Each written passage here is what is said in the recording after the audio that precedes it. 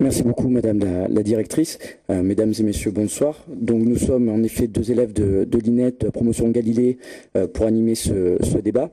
Tout d'abord, au nom de la promotion, nous aimerions remercier la région Alsace de cet accueil dans son hémicycle, et également la ATF et son délégué régional, Monsieur Saint-Chamin, pour l'organisation de cette table ronde.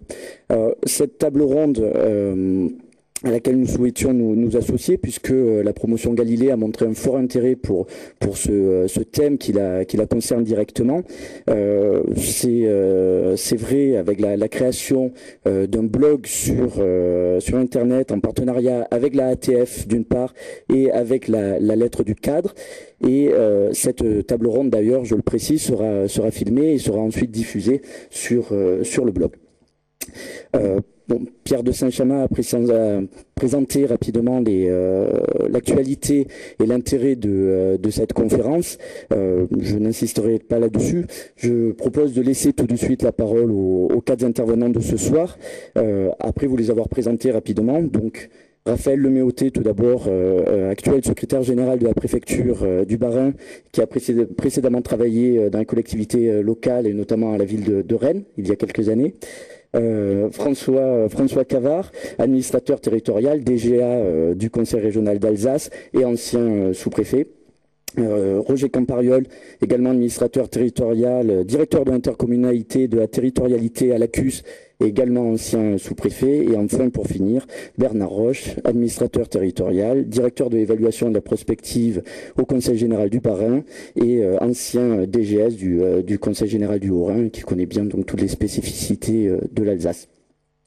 Voilà, alors, je vous propose donc de vous laisser la parole, un temps d'intervention d'une petite dizaine de minutes chacun, pour réagir à chaud sur les propositions du comité Balladur qui ont été faites la semaine dernière et sur lesquelles le président de la République a réagi aujourd'hui. Donc on est vraiment dans l'actualité la plus brûlante. Peut-être commencer par notre hôte ce soir, Monsieur Cavard. Merci. Bonjour à tous. Alors, le comité Balladur, donc, et quelle réaction face à ce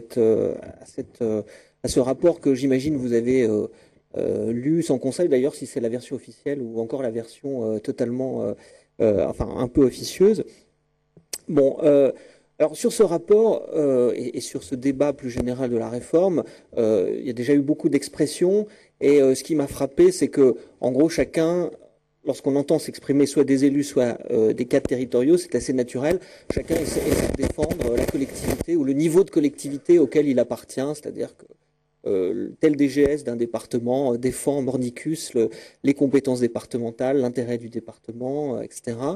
Et ainsi de suite. Alors, ce qui nous a frappé, nous, à la région, quand on a lu le rapport Balladur, sont deux dispositions principales qui seraient de nature à changer assez fondamentalement l'image des régions.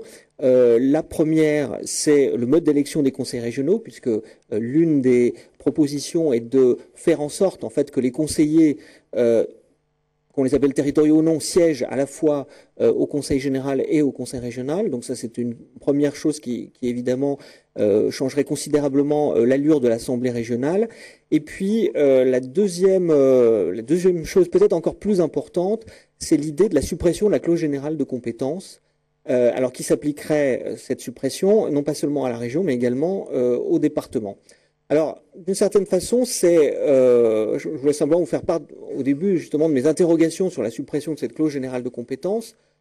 Spontanément, quand on a vu cette idée germer, notre première réaction à la région a été de se dire, finalement, quelles conséquences ça aurait sur nous et quelles politiques ou quelles actions que nous avons menées par le passé nous ne pourrions plus faire. Alors, je vous en cite une qui nous est venue assez spontanément à l'esprit, parce qu'elle a trouvé en plus sa traduction juridique il y a peu de temps.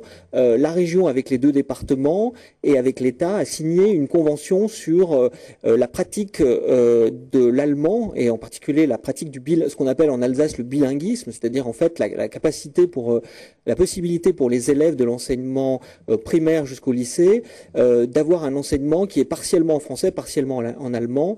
et donc qui a pour effet d'encourager la pratique de l'allemand et en même temps d'encourager de maintenir la culture régionale, évidemment assez proche de la langue allemande. Bon, par exemple, la signature de cette convention avec l'État et les deux départements, nous n'avons aucune compétence en matière d'éducation, aucune compétence en matière de culture régionale proprement parlée. Et si nous avons pu la signer, nous l'avons fait parce que précisément nous avons la clause générale de compétence. Et quand je dis que c'est d'autant plus vrai que cette convention a été attaquée par un certain nombre d'associations qui en contestaient le fond, le tribunal administratif qui a rendu son jugement il y a à peine quelques jours, face à l'argument consistant à dire la région ne pouvait pas signer cette convention, s'est borné à citer le Code général des collectivités territoriales en disant la région règle par ses délibérations les affaires de la région et du coup elle était bien habilitée à intervenir dans ce champ de compétences. Donc c'est vrai que c'est notre inquiétude, c'est-à-dire la perspective d'une suppression de la clause générale de compétences. Alors cette inquiétude à titre personnel, elle est quand même pondérée par le fait que par quoi serait remplacée cette clause générale de compétences, comment seraient écrites les compétences qui seraient spécialisées et dévolues aux régions. D'une certaine façon, quand je vois les intercommunalités qui, comme vous le savez, ont des compétences d'attribution, que ce soit la CUS à Strasbourg ou les communautés de communes, j'ai pas le sentiment finalement qu'elles en souffrent. Donc je me dis finalement, est-ce que c'est si grave que ça de supprimer la clause générale de compétences? Donc c'est une de mes interrogations. En même temps, je crois qu'il faut derrière ce débat sur la clause générale de compétences sur lequel je voulais insister un peu au début, c'est qu'il y a quand même la conception qu'on se fait d'une collectivité locale. Moi, je me souviens que lorsque je fais du droit comme vous, vraisemblablement, on m'apprenait qu'une collectivité locale, c'était un territoire, une assemblée d'élus et la clause générale de compétences. Et c'était précisément ce qui distinguait les collectivités territoriales des établissements publics qui, eux, avaient des compétences spécialisées. Donc je crois quand même que ce débat très technique, qui paraît très technique sur la clause générale de compétences, couvre quand même, ou ouvre le champ à un débat beaucoup plus large qui est finalement combien de collectivités territoriales de plein exercice souhaite-t-on? Et je trouve qu'il n'est pas si différent du débat sur la suppression d'un niveau de collectivité quand même. C'est-à-dire qu'on voit bien que s'éloigne le débat un peu caricatural sur faut-il supprimer le département ou faut-il supprimer la région, qui avait connu une certaine actualité au moment du rapport Attali. Mais je trouve que dans sa nature ou dans sa portée, en tout cas, le débat sur la suppression de la clause générale de compétences pour un ou plusieurs niveaux de collectivité pose quand même la question de ce qu'est réellement une collectivité. Et puis, pour terminer sur ce premier échange, je crois qu'en fait, ce qui sera très intéressant d'observer, c'est quelle est vraiment la voie de la réforme qui est choisie. Parce qu'il me semble que il y a quand même deux façons de réformer. C'est-à-dire la première qui serait celle de l'interdiction. On interdit à un certain nombre de collectivités d'intervenir dans un certain nombre de domaines. Et j'ai peur que ce soit la voie qui soit retenue. Et puis, il pourrait y avoir une autre façon de réformer qui, elle, se fonde beaucoup plus sur la notion de liberté locale ou de responsabilité locale. Parce que je vous rappelle, mais vous l'avez en tête, que quand même, quand on regarde le titre des deux lois, de l'acte 1 et de l'acte 2 de la décentralisation, on y trouvait dans le premier la notion de droit et liberté des communes, des départements et des régions. Donc la notion de liberté locale était quand même au cœur du dispositif. Et de la même façon que encore dans la loi de 2004, on parlait des libertés et responsabilités locales.